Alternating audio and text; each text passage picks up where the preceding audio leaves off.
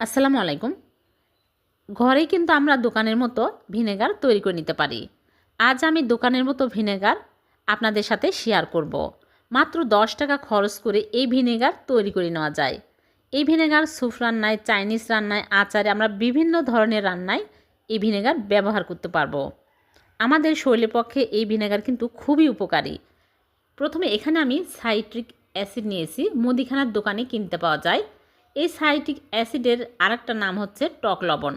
এখানে আমি citric acid নিয়েছি আর নিয়েছি 1 চামচ লবণ আর 1 পিস লেবু। এই 3টা উপকরণে আমাদের ভিনেগার তৈরি হয়ে যাবে। চুলায় প্যান বসিয়ে আমি হাফ লিটার পানি দিয়ে দিচ্ছি, মানে 500 ml। এখন আমি ভালো করে বলক তুলে নেব, মানে পানিটা বিশুদ্ধ হতে হবে।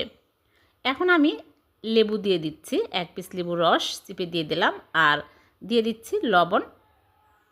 আর এখানে আমি নিয়েছি 3 চামচ সাইট্রিক অ্যাসিড।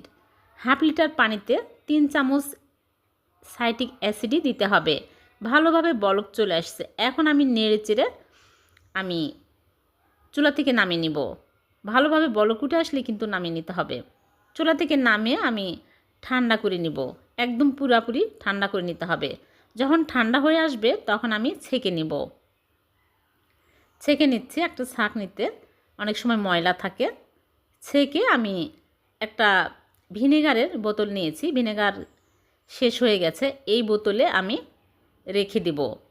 এটা 500 ml এর বোতল।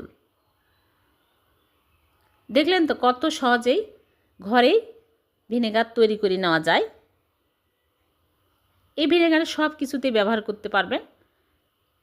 আশা করছি ভালো লেগেছে। ভালো লাগলে লাইক, কমেন্ট, শেয়ার করে দিবেন।